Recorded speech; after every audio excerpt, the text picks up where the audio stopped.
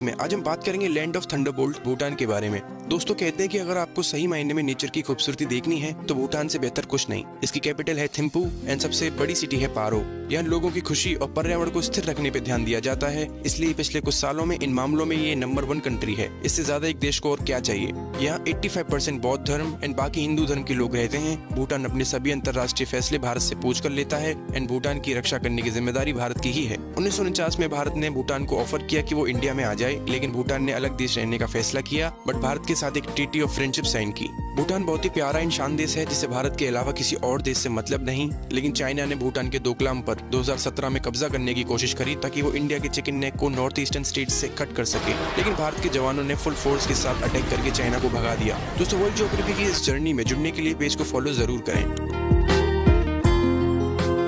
बात करेंगे मालदीव्स के बारे में। मालदीव्स एशिया की सबसे छोटी कंट्री है जिसकी कैपिटल सिटी है माले। ये देश पूरी दुनिया में अपनी टूरिज्म के लिए काफी फेमस है। मालदीव्स में टोटल 1190 आइलैंड्स हैं जो मोस्टली रिंग शेप में फॉर्म्ड है। इससे यहाँ वाटर की गहराई ज्यादा नहीं है, तो जिन लोगों को स्विमिंग नहीं आती उनके लिए भी ये परफेक्ट टूरिस्ट प्लेस है। मालदीव्स की इंडिया से दूरी 1088 किलोमीटर है, इसलिए सबसे ज्यादा यहाँ इंडियंस घूमने आते हैं। मालदीव्स की टोटल जीडीपी है $6.19 बिलियन US, जिसमें से 29% tourism, 18% fisheries, 9% transport, 8% construction and 30% other services GDP में कंट्रीब्यूट करती हैं। मालदीव्स एक इस्लामिक कंट्री है और यहाँ काफी रूल्स एंड रेगुलेशंस हैं, जैसे नॉन मुस्लिम यहाँ के सिटीजन नहीं बन सकते। इवन ओनली सुन्नी मुस्लिम ही यहाँ के सिटीजन बन सकते हैं। Alcohol and same sex marriages भी यहाँ अलाउड नहीं है। हालांकि टूरिस्ट के लिए इनके रूल्स अलग हैं जो रिजॉर्ट तक सीमित हैं, लेकिन अगर उन्हें टाउन के अंदर घूमना है तो मालदीव्स के रूल्स को फॉलो करना होगा। वैसे इंडिया के पास भी लक्षद्वीप आइलैंड है जिसे मालदीव्स की तरफ बड़े लेवल पे टूरिस्ट प्लेस बनाया जा सकता है।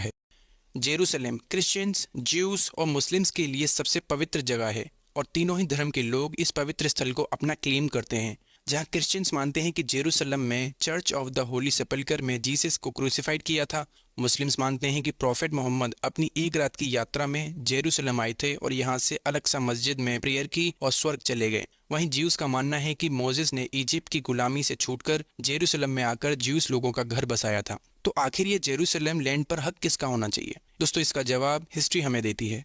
देखिए, जेरूसलम कैपिटल थी the ancient kingdoms of Israel and Judah की, और 10th सेंचुरी BCE में किंग सोलोमन ने टेंपल ऑफ सोलोमन बनवाया जो ज्यूस का सबसे पवित्र स्थल था। बाद में इसे 6th सेंचुरी BCE में बेबीलोनियंस ने डिस्ट्रॉय कर दिया। फिर दूसरा टेंपल 5th सेंचुरी BCE में बना जिसे हेरोड्स टेंपल कहा गया। इसे रोमन्स ने 17th AD में तोड़ दिया था। अब ये दोनों ही टेंपल्स तोड़ दिए गए एंड सेकंड टेंपल की बाहरी दीवार जिसे आज वेस्टर्न वॉल कहा जाता है बस वही बची है एंड ज्यूस उसे ही पूजते हैं।